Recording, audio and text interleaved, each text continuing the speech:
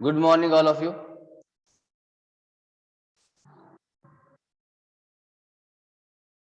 Today's class will start with question number 4 of exercise 11.3. And question is saying that give expression for the following cases.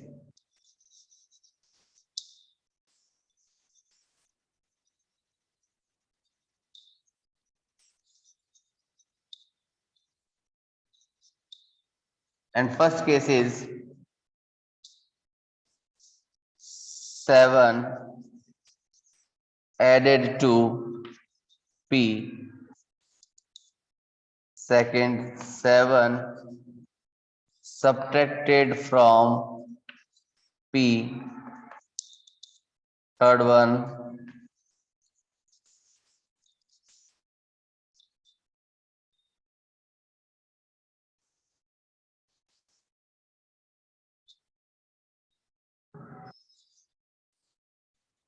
multiplied by 7. P divided by 7.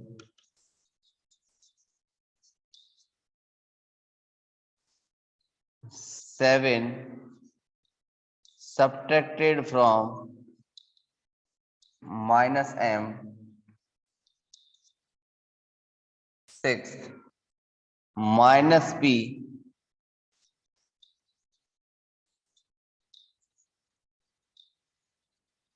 multiplied by 5. तो इनके answers यहाँ आ जाएंगे अपने पास में। तो लिखते हैं part number 7 minus P divided by 5, and last one part number 8 is p multiplied by minus 5. करें इनके आंसर्स। फर्स्ट कह रहा है 7 एडेड टू p। 7 को क्या करना है? ऐड करना है। किस में ऐड करना है? p में। Then result is p plus 7।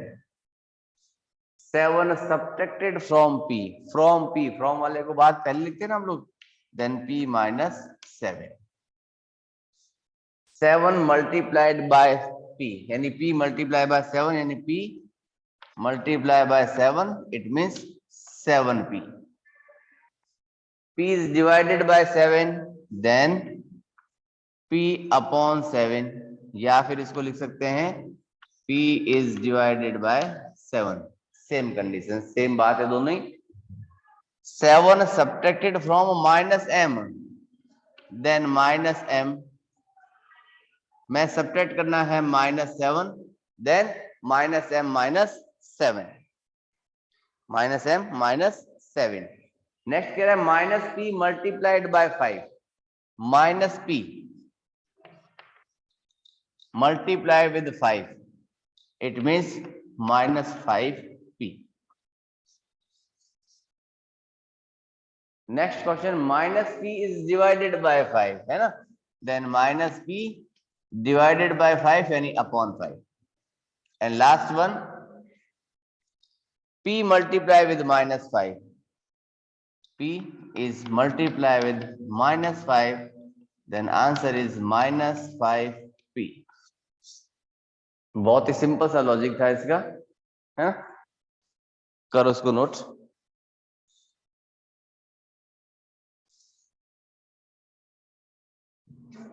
देखिए next question, question number 5।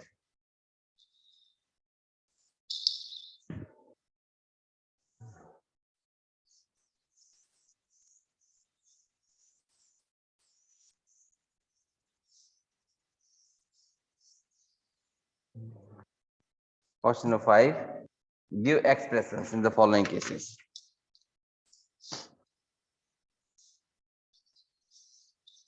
First of all, write down the question. Give expressions.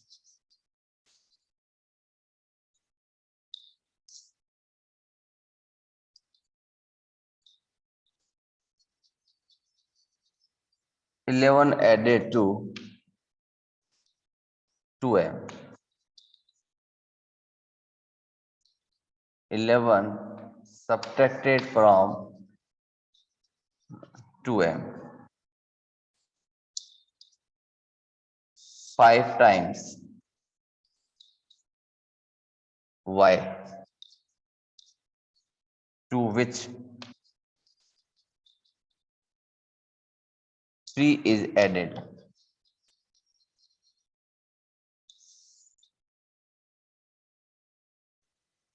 Fourth, 5 times y from which 3 is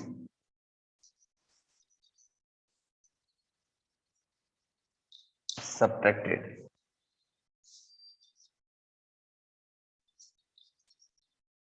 Y is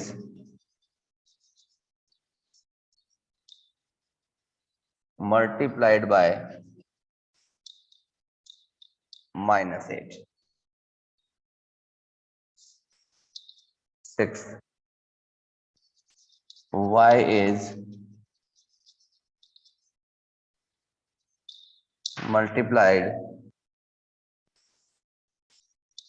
by -8 and then 5 is added to the result.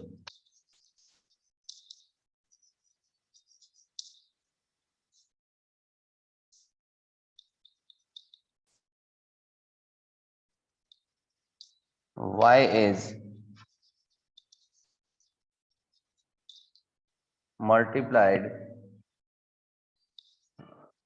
by 5 and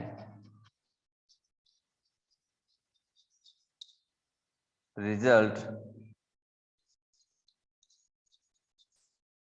is subtracted from 16, and last one part 8. Y is multiplied by -5 and the result is added to 16. ये तो थे अपने सारे questions, ठीक है। अब देखिए one by one के answers. First question is saying that 11 is added to 2m. 11 is added to 2m, यानी मैं 2m में 11 को ऐड करना है, हो गया plus. 11 subtracted from 2m, 2m में से 11 क्या करना है, सब्ट्रैक्ट करना है। 5 टाइम्स y, टाइम्स में मल्टीप्लाई करना है ना, 5 times y it means 5y, 5 times y यानी 5y, क्लियर है। 5 times y it means 5y with 3 is added, उसमें हमें 3 क्या करना है, ऐड करना है। तो रिजल्ट क्या मिला, 5y plus 3। 5 times y from which 3 is subtracted, उसमें से 3 क्या करना है, हमें सब्ट्रैक्ट करना है। Then 5y minus 3। y is multiply with -8, -8 से मल्टीप्लाई करेगा तो -8y। नेक्स्ट कह रहा है y is multiply with -8, y is multiply with -8 and then उसके बाद 5 is added to the result, जो रिजल्ट मिला उस रिजल्ट में हमने 5 क्या करना है, ऐड करना है।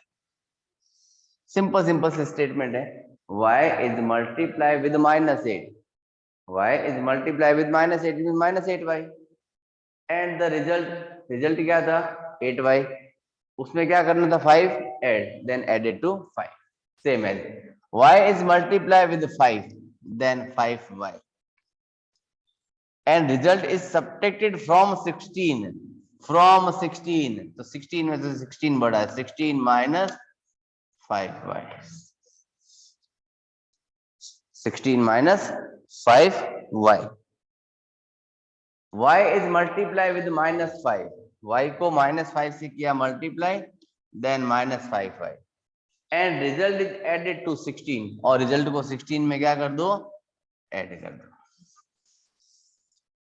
ये हो गया आपके नेक्स्ट और लास्ट क्वेश्चन का आंसर, यानी क्वेश्चन नंबर 5। इसी के साथ एक्सरसाइज 11.3 अपनी कंप्लीट होती है। मिलते हैं नेक्स्ट एक्सरसाइज 11.4 में।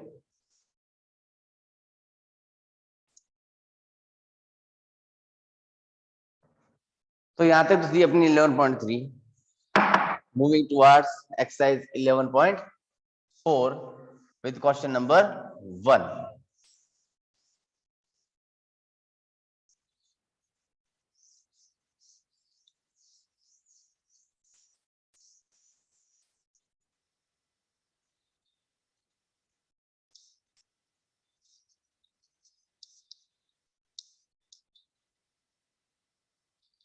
फर्स्ट का भी first part, take Sarita's present age to be y years। हमें ये मानना है कि सरिता की प्रेजेंट एज जो है वो y years है, तो यहां लिखते हैं late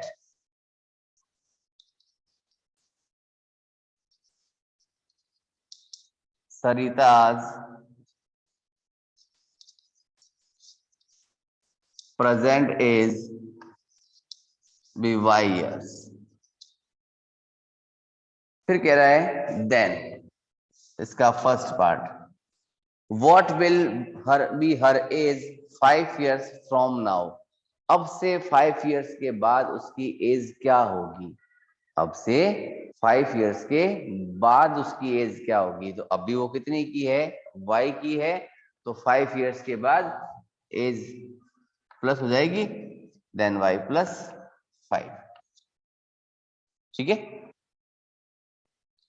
What was her age 3 years back, कि 3 साल पहले, 3 years पहले बिफोर उसकी एज कितनी थी।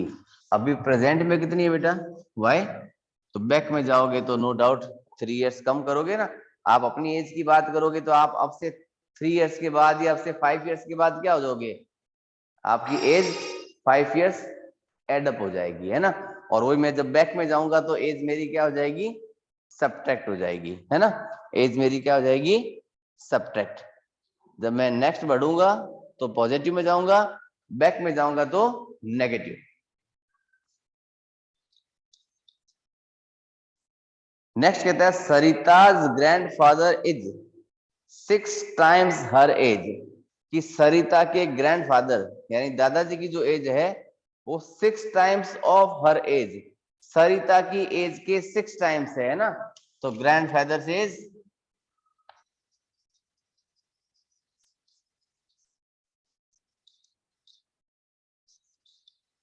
6 times Sarita's as.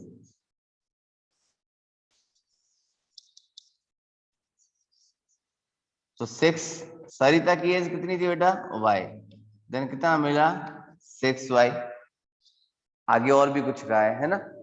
What is the age of her grandfather, ये आगे ग्रैंडफादर की एज क्या थी 6 times of Sarita's age, 6 times of Sarita's age, it mean 6 multiply by Sarita की एज को हमने क्या लेट किया था प्रेजेंट को y years, 6 multiply bye y, it gives 6y years।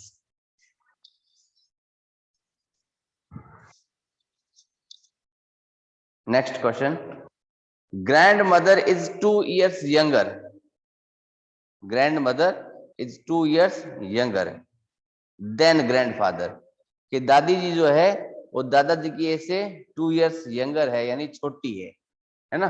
तो यहां लिखते हैं ग्रैंड मदर से एज।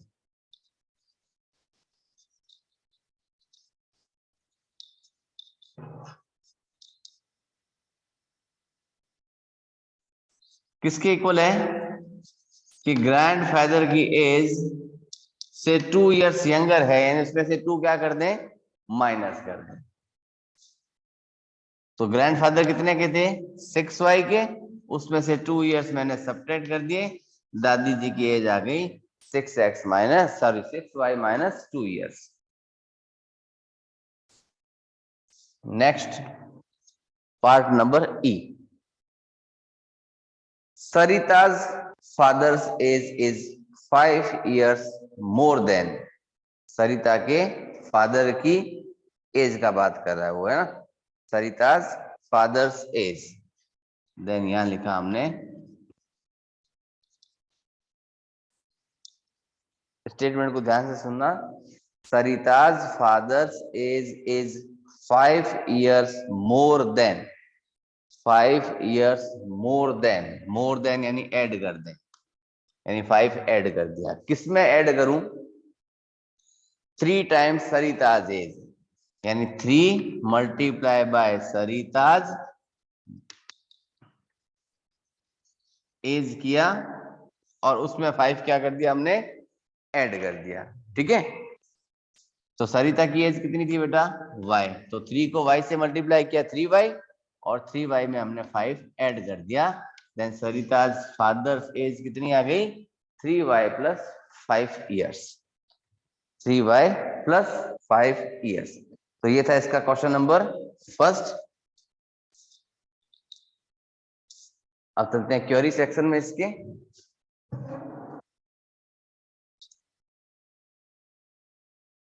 देखिए next question, question number first part number second, the length of a rectangular hall, length of a rectangular hall, और hall की length को हम क्या लिखते हैं बेटा, एल,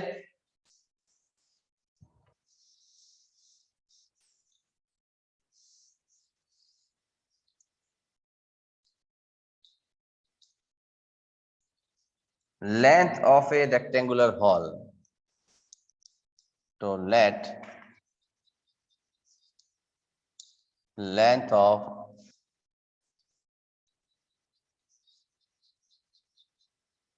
रेक्टेंगुलर हॉल, क्या लें उसको हम एक बार के लिए, कि लेंथ को तो लेंथ ही लिख दें एल। नेक्स्ट क्वेश्चन पूछा हमसे, is 4 meter less than 3 times breadth of hall, then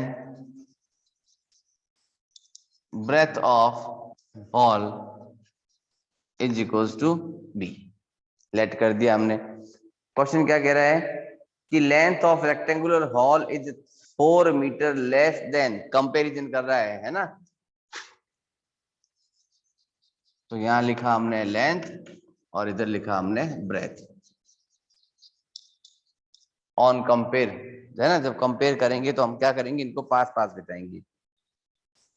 the length of a rectangular hall is 4 metre less than, 4 metre less than, किससे लेस देन है, 3 times the breadth of hall, 3 times breadth of hall, यानी length को किसके equal बनाया उसने, कि 3 times of breath करें और उसमें से 4 क्या कर दें, सब्ट्रैक्ट कर दें।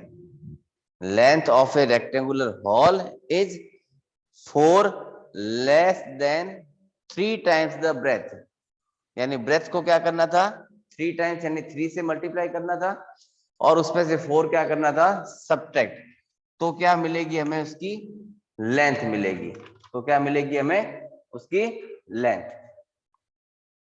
तो देखो लेंथ को हमने क्या लिखा था, एल से 3, ब्रेथ को हमने क्या लिखा था, बी से -4, देन लेंथ किसके इक्वल हुई, कि 3b - 4 के, लेंथ किसके इक्वल बनी, 3b - 4। अब क्वेश्चन किसने दिया है, मीटर में, है ना, तो इसको हम लोग लिख देते हैं मीटर, तो इसको भी लिखा मीटर, और ये भी बना अपना metre.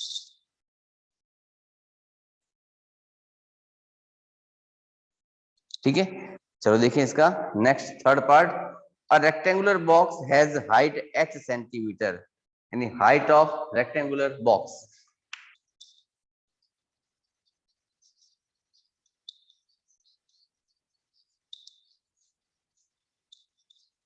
h centimetre. its length is 5 times the height।